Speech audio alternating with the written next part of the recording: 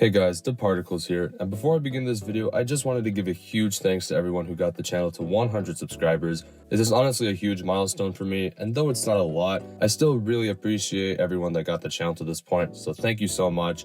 I hope to keep making content for you guys moving forward, and I'm excited for you to see what's coming next. Without further ado, here's today's video. Enjoy!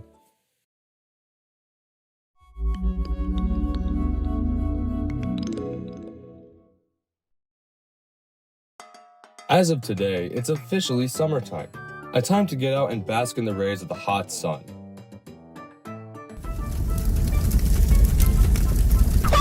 A time to travel to a new place and delve in new surroundings.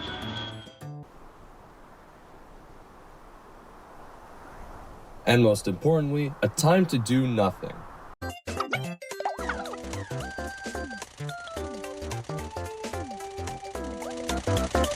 But whatever the case may be, summertime is one of the best seasons that the Earth experiences, and it's not hard to explain why, as many tend to be off from school and there are many activities available given the best weather conditions. But with that said, ergo video games. Generally, with a lot of free time, anyone can play any video game, and I imagine most people do.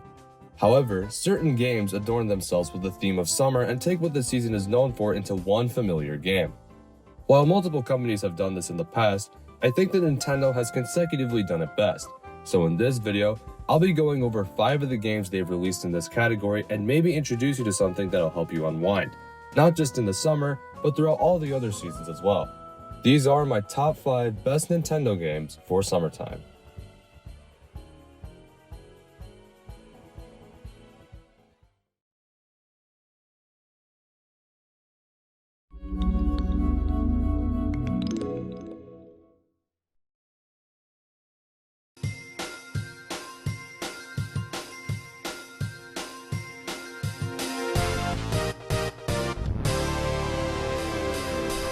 One of the most common summer activities is jet skiing, and though I've never been in real life, I always loved playing the power cruising minigame in Wii Sports Resort, and the jet ski part of Resident Evil 4.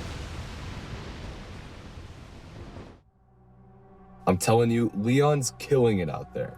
To my surprise, that minigame turned out to be an expansion of the N64's Wave Race 64, a full-on racing game that inhibits the jet ski spirit. Despite this, there isn't really a whole lot to talk about with Wave Race 64. You basically maneuver your jet ski around several tracks while traversing through buoys throughout several different modes, and can mix up the combinations along the way. But Wave Race 64 proves that in gaming, sometimes simpler is better, and it's still held in high regard and is widely considered a great game. In regards to the summer aesthetic though, it's basically the entire game.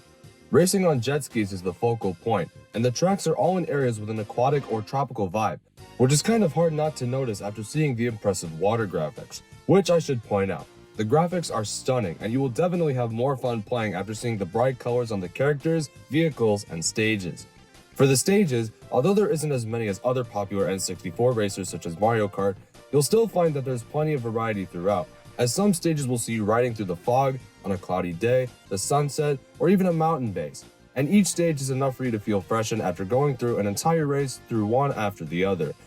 And all of this can be experienced through 3 other modes besides the main races, including a times trial mode, a stunt mode, and the addition of 2-player co-op. Wave Race 64 culminates itself into one exciting summer racer, and although its age clearly shows, the game is still content serving enough so that players don't get bored. And given that Nintendo hasn't touched on the series since the GameCube, I feel it might be time to bust out the jet skis once again.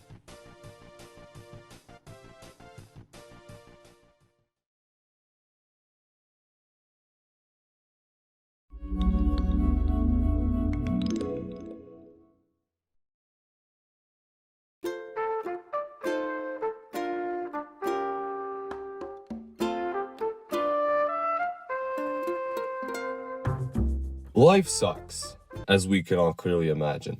But sometimes the best way to get through life is to escape into a digital one, and this is where life simulation games take the foray. Thankfully, Nintendo has provided their own with Animal Crossing, and as I've shown it many times in my videos prior, you can probably guess how I feel about this series. For this video, I'm going with the latest game, New Horizons, but in general, Animal Crossing is a game where you go about your day doing chores, upgrading your buildings, talking to villagers, decorating your town, just about anything you can think of. And as the seasons change, the amount of activities available becomes even more superfluous. But in the case of summertime, it varies between games. Heck, New Horizons already takes place on an island, so what's there to clamor about? Well, when specifically talking about New Horizons, there's the wedding season in June, the fireworks shows in August, and the annual bug-off throughout the warmer months. But Animal Crossing summer seasons aren't limited through their events, since summertime in Animal Crossing means many fun activities that can stretch to other seasons as well. Most of these include fairly customary activities like fishing, bug catching, going on the beach, etc. And as this is Animal Crossing, the visuals of your island/town change to the corresponding season, so you might see things like more sunshine, greener leaves on the trees, flowers, and many more.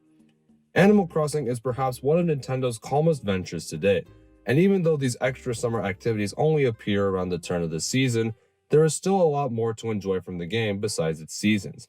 And even without the latest version, Animal Crossing continues its charms and patterns throughout each of their games, which makes the series strongly universal. But no matter which game or season you play, the charm that persists in Animal Crossing will never lose its captivation, and it will keep players coming back for years to come.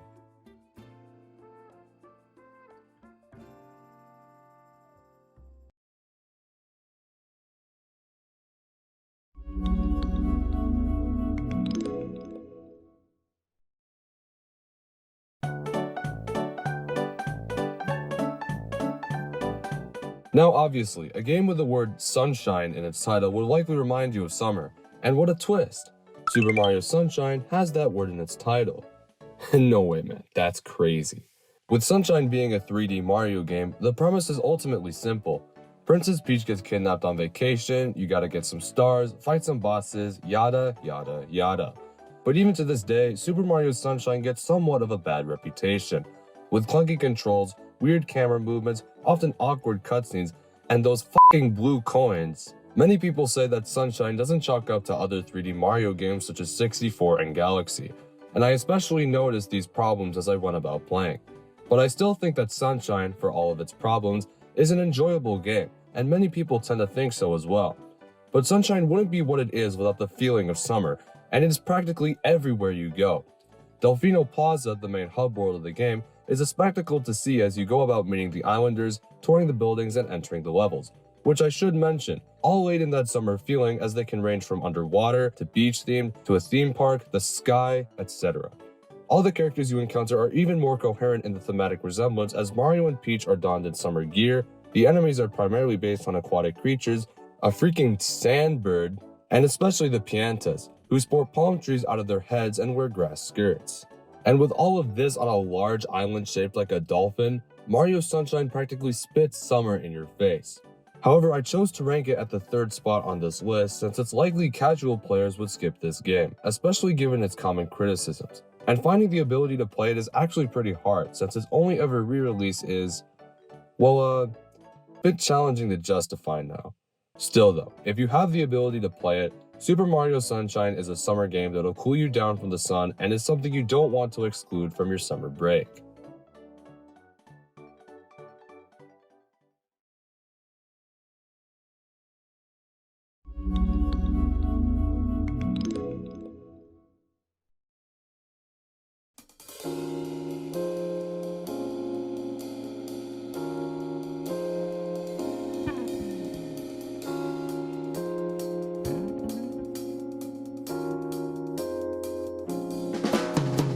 Vacations are expensive, and the world isn't ready to travel around the globe again just yet.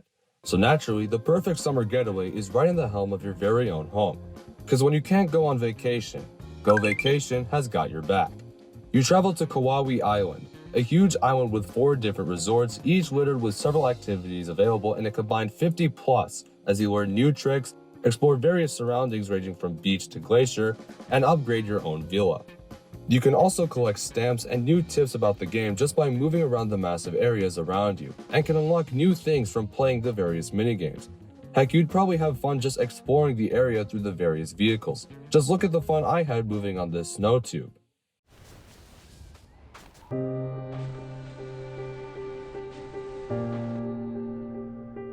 And with such an ambitious area to explore, you could get lost for hours at a time just seeing the various surroundings. With mention to the minigames, the implementation of over 50 gives each player something unique to look forward to every time they come back to play, and some of my personal favorites are the ones that remind me of other Wii games. Speaking of the Wii, the visual style is also something I'm a fan of. As I am nostalgic for the console, playing a game that was very reminiscent of its visual style felt like revisiting something from before, which is why I chose to play the Wii version for this video and went around the game playing solely as my Mii character. In most areas, this tends to succeed well, but given that Go Vacation has been ported to the Switch, some may not exactly hold in tone to its style after the visual upgrade. And even if there's a plethora of content, finding the time and ease of ability to actually find them is pretty stressful. Credit where credit is due, since finding the minigames incorporates the game's exploration mechanic, it may not be much of an issue, and there is fast travel to make the process faster. Yet it wouldn't hurt to be able to access these games through a menu faster from the get-go. But otherwise, Go Vacation is a fun game in its own right, and is suitable as the perfect summer game. With a target of an age-appropriate audience, loads of content, a friendly summer atmosphere, and an accessible port to the Switch, it's enough to last players months on end. Yet I felt that there was one game that trumped this one to be the #1 spot on this list.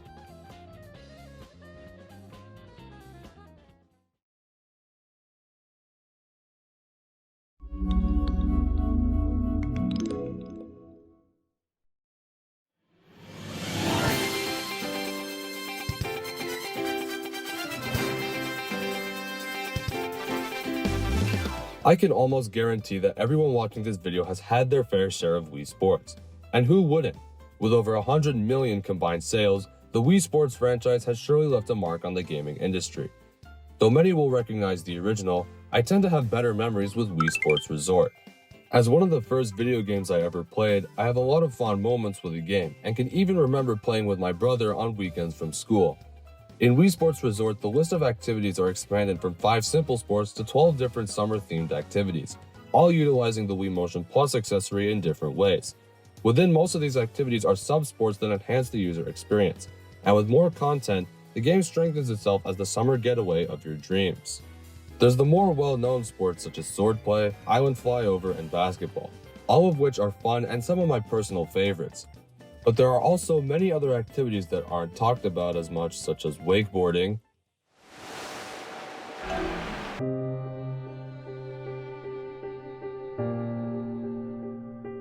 power cruising as mentioned earlier, and even canoeing.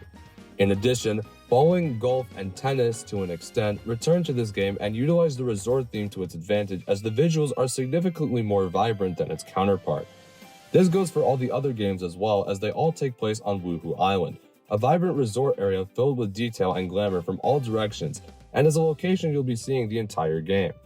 In fact, the island flyover game mentioned earlier allows you to completely explore the island in all of its glory. And these are just some of the reasons I love Wii Sports Resort, but there's definitely plenty more. It's essentially the perfect summer game, with everything one would need to pick it up easily, a casual atmosphere that's age appropriate for both friends and family, and the ability to relax during the summer months, which makes it even more convenient that it came out during summer as well.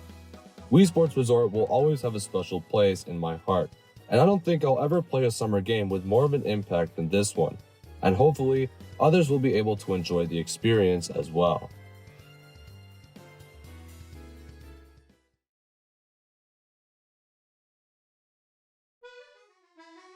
Hey guys, thank you so much for watching this video. I hope you enjoyed it.